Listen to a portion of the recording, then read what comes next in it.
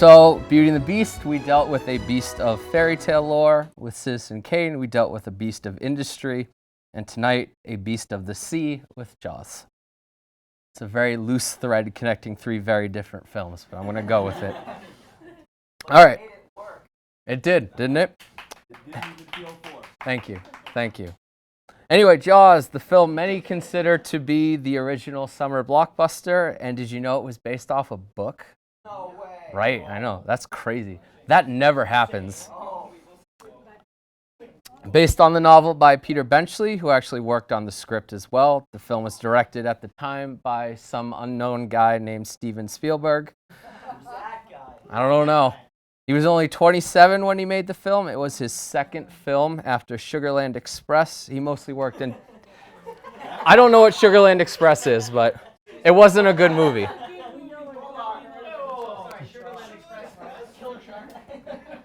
Anyway, Spielberg mostly worked in television before Jaws.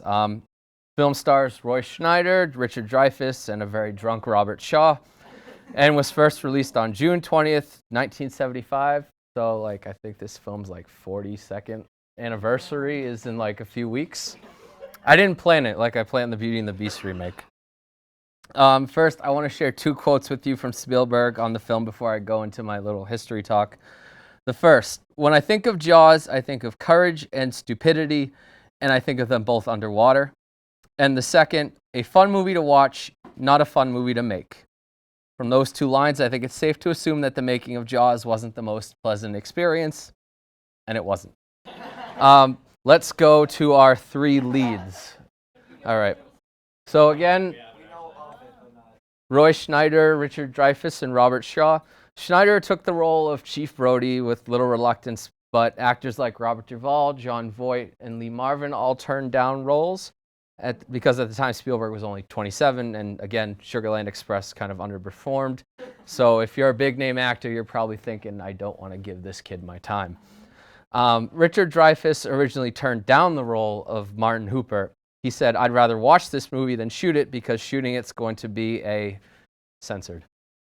And then he saw himself in the film American Graffiti, hated himself in it, and said, I should probably secure a job soon. And so he went crawling back to Spielberg. Robert Shaw plays Quinn. He turned down the role until his wife and secretary talked him into it, and he was a nightmare to work with. Dreyfuss said he was a perfect gentleman when he was sober.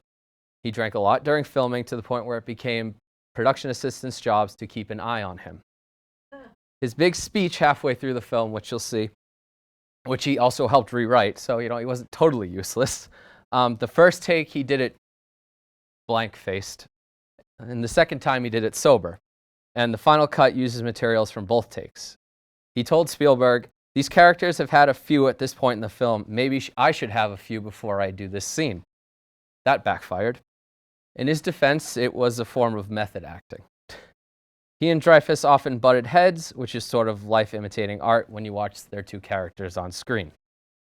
And little known fact, the script was not finished when they started production, and a team of writers was brought in to get it done. As Hollywood does, a lot was changed from the book, which we can talk about later. Spielberg added some humor into the script to make the characters more likable, and the actors had to improvise a lot of lines because the script wasn't finished. And the famous line, you're going to need a bigger boat, was in fact improvised. Filming took place right down the street at Martha's Vineyard, and it was the first feature film ever shot there. That quiet little island wasn't too excited to have Hollywood invade their home, but Spielberg wanted it there because the shallow water stretched for miles, which made it easy to film on water. Interesting, most of the film is handheld camera. Spielberg said when he was filming this, no matter where the cameras turned, I didn't want to see land because he wanted the audience to feel the intensity of the situation. He wanted the three guys to feel completely alone. It was just them, man versus shark. They didn't have any resources.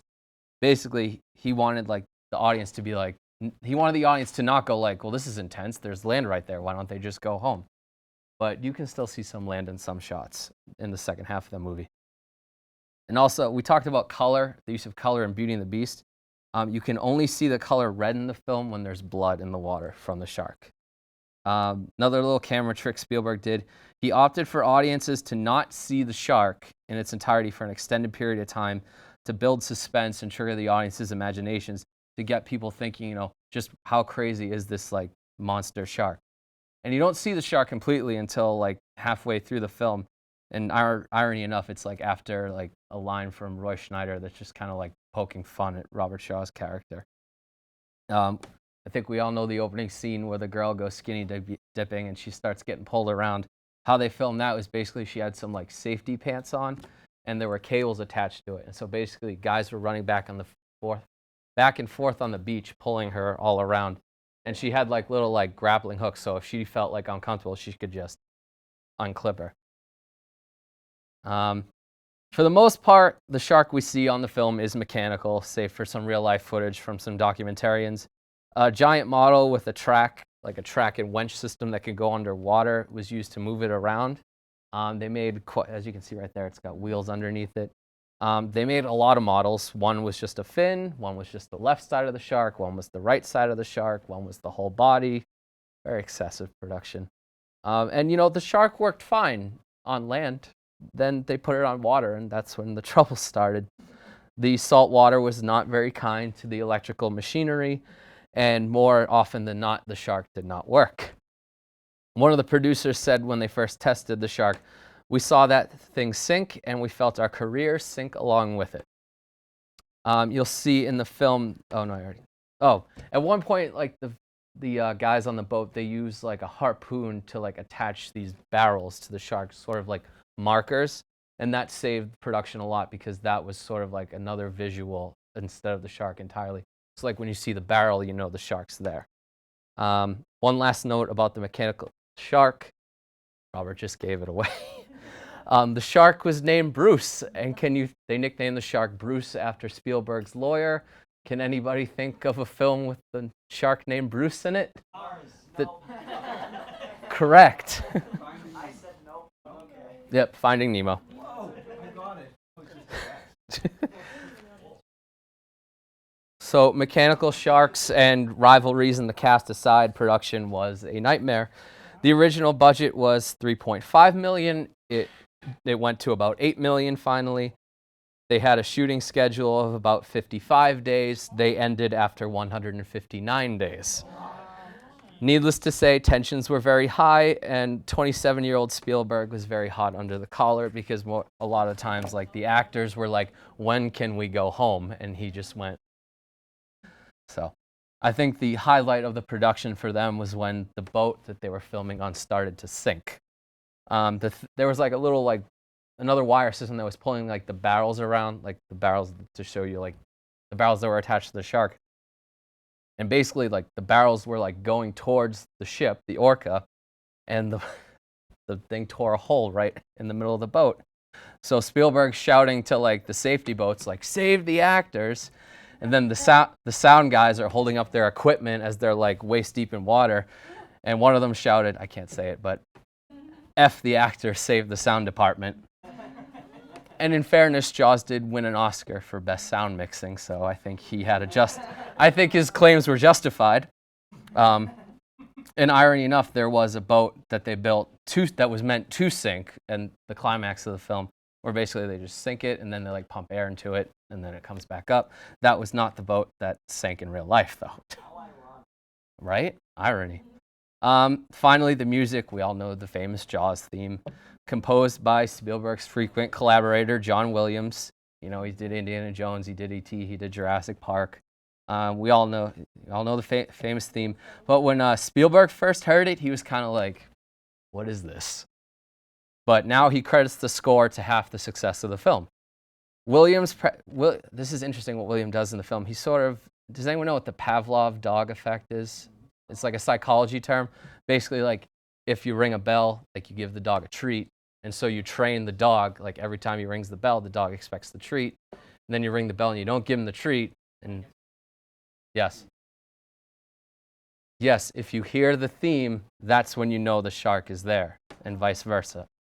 And there are some red herrings in the film, so keep your ears open. So yeah, I don't know. We're serving red herrings out there, didn't you see?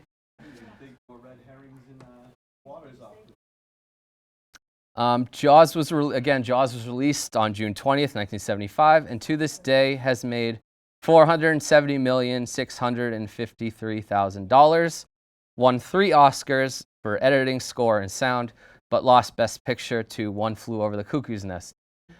It is number 48 on AFI's top 100 list, but when they re-ranked the films again, it dropped to 56 when they did the new ranking in 2007. Citizen Kane, if you guys remember, still stayed at number 1 the whole time. 3 sequels were made, which we'll never watch here. Jaws 2, Jaws 3D, and Jaws the Revenge. And I think the total gross of all 3 of those sequels only equals about half the total gross of the original. There was a ride at Universal Studios that I've been told is closed now. And for so many years, this film has been parodied in other films, and many other films have tried to recreate the success of the whole Something in the Water story, like Piranha and its remake Piranha 3D, The Shallows, Deep Blue Sea, and this new film called 47 Meters Down, which is coming out in a few weeks. I haven't heard the trailer. I haven't seen the trailer, but I told it's very scary. And then to bring it on home, here's a picture of me and that guy right there at the Jaws ride in 1993.